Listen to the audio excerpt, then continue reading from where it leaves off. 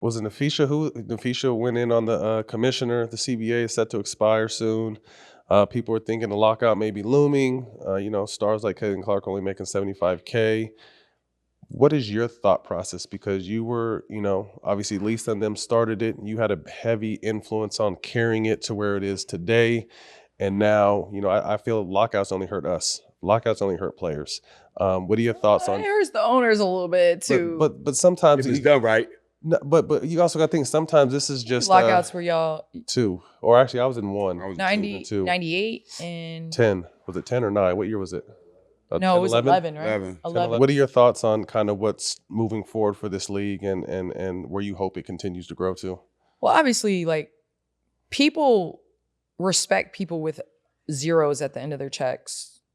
Like, let's just be honest. Like, there's respect element of things when you walk into a room if you have zeros behind your check. And so I feel like in order for the WNBA to be reputable and to be respected, you have to have zeros behind your check. And with that being said, a number of zeros behind your check. And that has crossed WNBA off the list for a number of years just because of that. That's been the running joke in comments and things like that.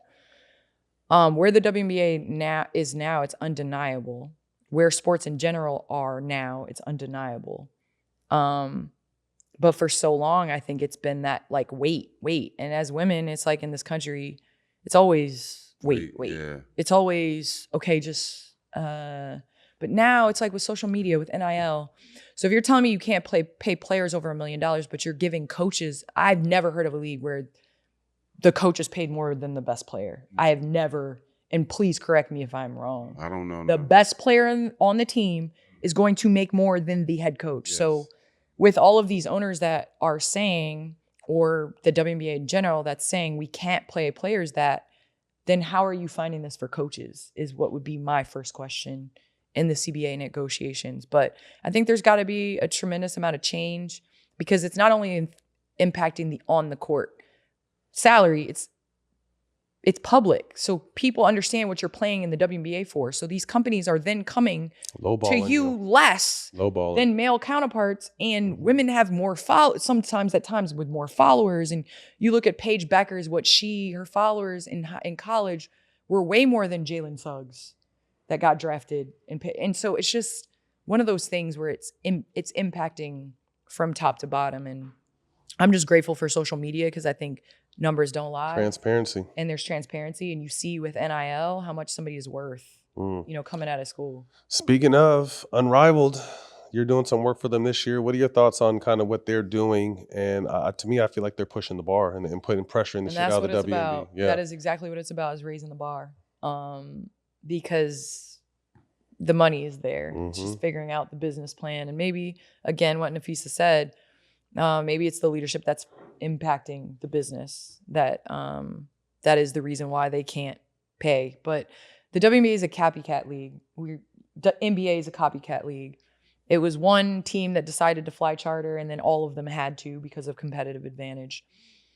Same thing with practice facility, player experience. I mean, from top to bottom. So I think that we're in a great place, but just got to continue to push the envelope. Lifelong Adidas girl, just named president of Adidas women's basketball last year. Talk to us about, you got a fly ass Adidas. I was like, is she wearing Adidas from head to toe? That shit's dope. You know what I'm saying? Yeah, talk to us about it. Yeah. They make it for men? Oh yeah. Well, come on now. Come on, we might. Yeah, come on, we not. What is that? What has that been like? It has been amazing. I've been with Adidas since my sophomore year, basically in high school. I went to Tennessee, which was Adidas. We actually just got Tennessee back to Adidas, which I'm excited about. Then when I came out to go to the WNBA, it was like, I'm going to be Adidas. It was just figuring out the logistics and everything within the contract. And then ever since then, through the ebbs and flows, through pregnancy, through going overseas, had a signature shoe, like all those things. And so to be able to achieve all of my dreams on the court, and then now transition to being able to help others hopefully impact the brand and achieve their dreams. It's been amazing. First thing to come to mind when I list these players, A'ja Wilson. I think just continuing to get better every single year. She's added something to her game. Caitlin Clark. Unlimited range, I think is, I know you said, first thing. Okay, it's not a word. Oh, I was no. doing First one thing. word. No, first thing. No, I think she has transcended. I mean, you think about that Midwest, fall in love, whatever. You think about what Iowa had, sellout crowds, things like that. It transcended to other areas as a result of her ability to connect with people, you know? And I think that that leads back to where the game is now in terms of shooting and her taking that and making it better. And Steph Curry talks about it all the time. Like Reggie Miller, Ray Allen, those were the dudes. And Steph has taken that and has added to his craft. And I think, you know, I know Diana Taurasi is on this list. I think Caitlin Clark has done that because Diana was kind of that first one that had that range where when she walked in the parking lot, you had to guard her. Yeah. Well, speak to Diana. Yeah, Diana, just a competitor, I think is one of the deadliest shot makers.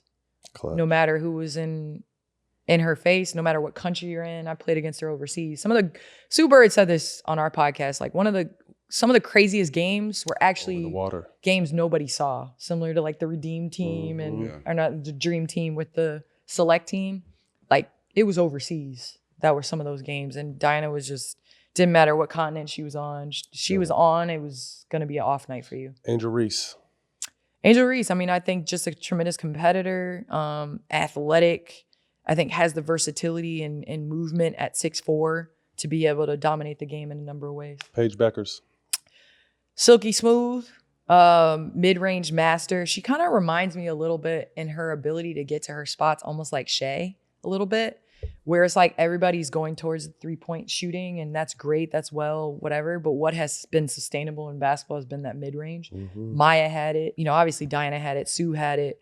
Paige is kind of like adding to that as well. Cheryl Miller, man. She is my GOAT, the person I looked up to. I remember my dad showing me her and how she moved. She just moved different. Was athletic at 6'2", had that attitude. And I grew up with older brothers. She had Reggie. It's so crazy, like how much shit she talks, and I love it. And so to see her play that game in the 80s, it's crazy. So she was way ahead of her time. I want to ask one more. I want to ask something, and I don't want to keep it too much longer. You used to have, and you kind of just touched on it, the WNBA wasn't necessarily your high. You had to go make your money in the off season overseas. Yep. What was that like? I mean, that's basketball pretty much year round. The one thing that everyone wanted to be is in the W in the States and have a strong league. We're still trying to get that there. You had to really go make your money overseas.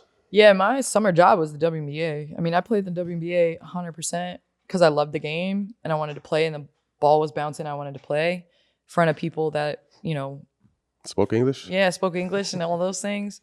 Made my marketing endorsements, Adidas and Gatorade and, you know, that type of thing. But it was overseas where, like, I take care of my family, you know, and I mean, the Rolexes, the black diamonds as gifts from our, you know, our owners over there, Russian owners, chefs, drivers, beautiful apartments. We flew charter. We were treated like professional athletes over there. And with that being said, it was still overseas. I mean, I was still playing in Ekaterinburg, Russia. My daughter's first school was in Russia. She spoke Russian.